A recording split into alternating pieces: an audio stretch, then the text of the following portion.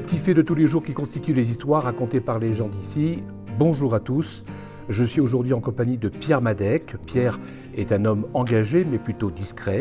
Il a été conseiller municipal à Quimper et il est à ce jour président de l'espace associatif qui gère la maison des associations, la maison Pierre Waldeck-Rousseau située à Quimper dans le sympathique quartier du Braden. Bonjour Monsieur le Président. Bonjour. Vous aimez bien qu'on vous appelle Monsieur le Président, ça vous flatte, vous avez toujours aimé ça? Toujours, je ne sais pas, en tout cas on finit par s'y faire.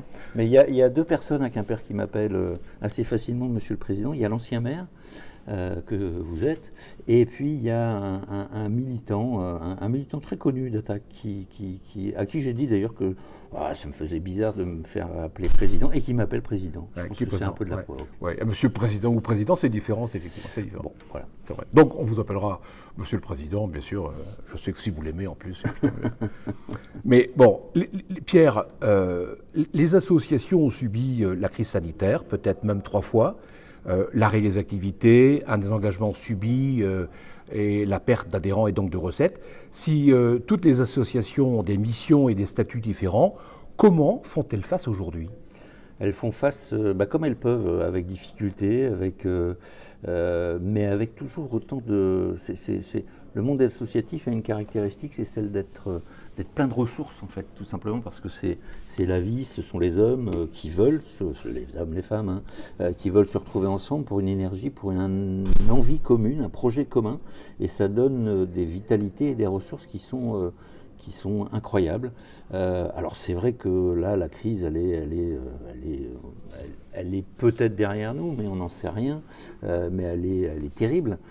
Certaines associations ont disparu.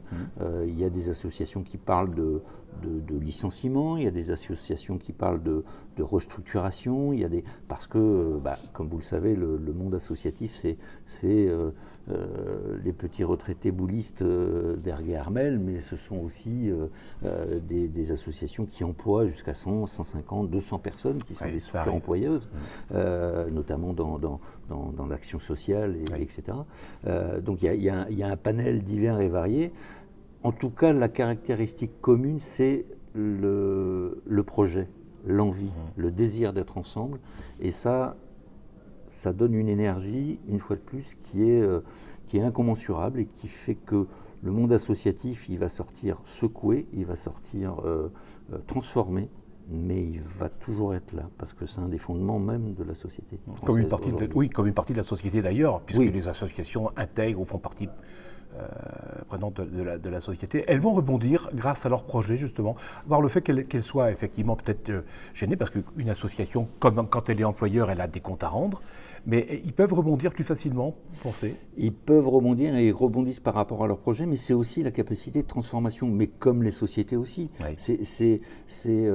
C'est intéressant d'entendre toutes les interviews, toutes les interventions qu'on peut entendre.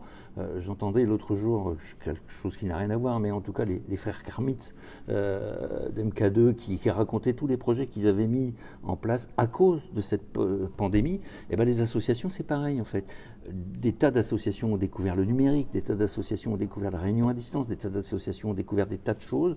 Nous, on a plein de projets en tant qu'espace associatif parce qu'il va falloir qu'on s'adapte à ces nouveaux besoins, à ces nouvelles demandes, et il va falloir absolument qu'on soit encore plus présent qu'avant. C'est vraiment une phase nouvelle aussi. Ah oui. Vraiment une phase nouvelle. Oui. Finalement, elles étaient un peu vieillottes, parce que finalement, si elles n'avaient pas engagé des outils novateurs à distance, des relations numériques, est-ce qu'elles étaient en dehors du temps ? Non, elles n'étaient pas en dehors du temps. Je pense que comme l'intégralité du monde, le phénomène, par exemple, du télétravail, il y a eu un boom obligatoire, un boom obligé. Aujourd'hui, tout le monde se retrouve à mesurer les bénéfices, mais aussi les méfaits du télétravail, parce que c'est vrai qu'on se rend compte quand même que ce n'est pas non plus la panacée, et tant mieux.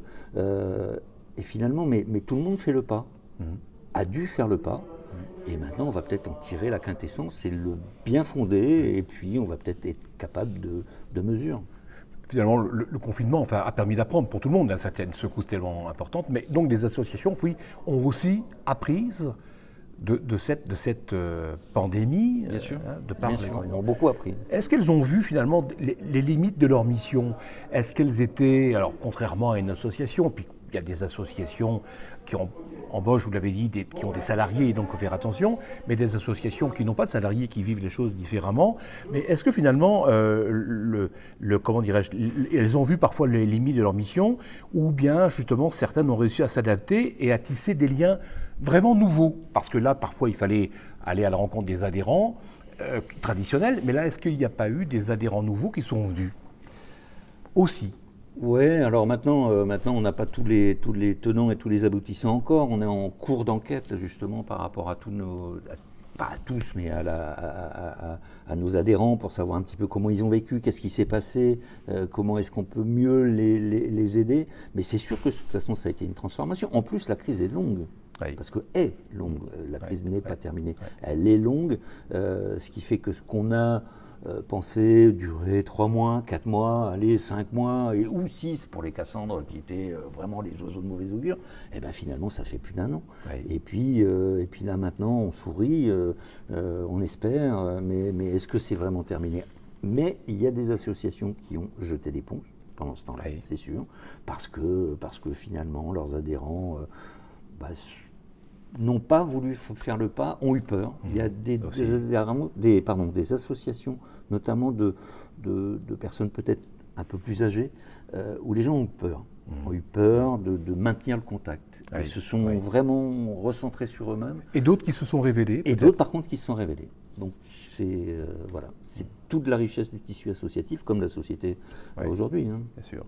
Alors finalement, Pierre, entre l'objectif de la loi de 1901, le droit de s'associer, et l'engagement d'aujourd'hui en 2021, donc 120 ans après, pourquoi les gens s'engagent, d'après vous? Est-ce que c'est pour servir?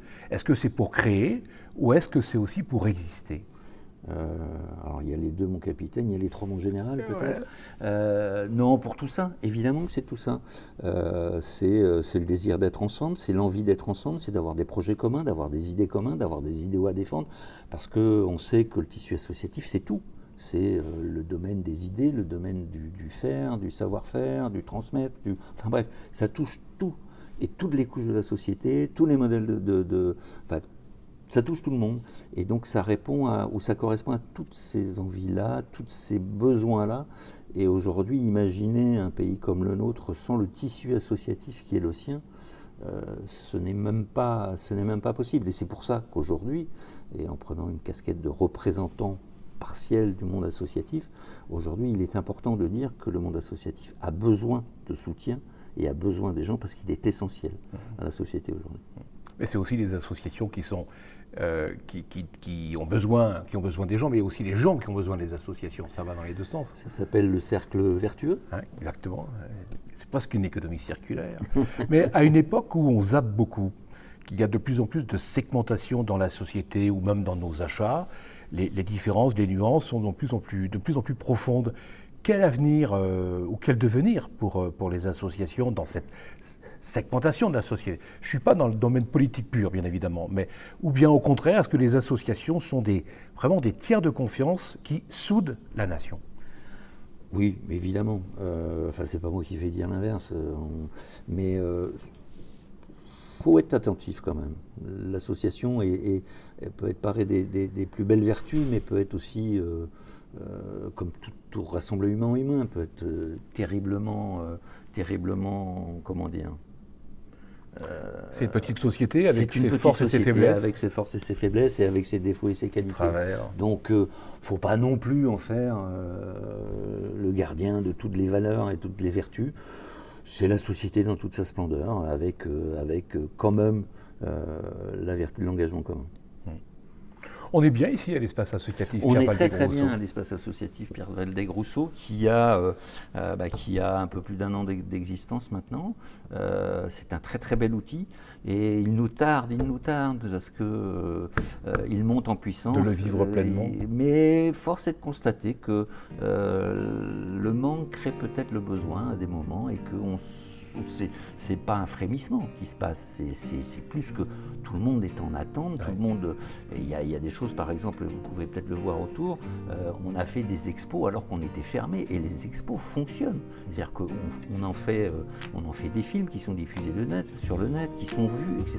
Donc que des associations investissent le lieu pour faire des expos alors qu'il n'y a pas de public est un signe, pour moi, magistral du bien fondé de cette maison. Merci Pierre Madec. À bientôt. À bientôt. Kenavo. Au revoir.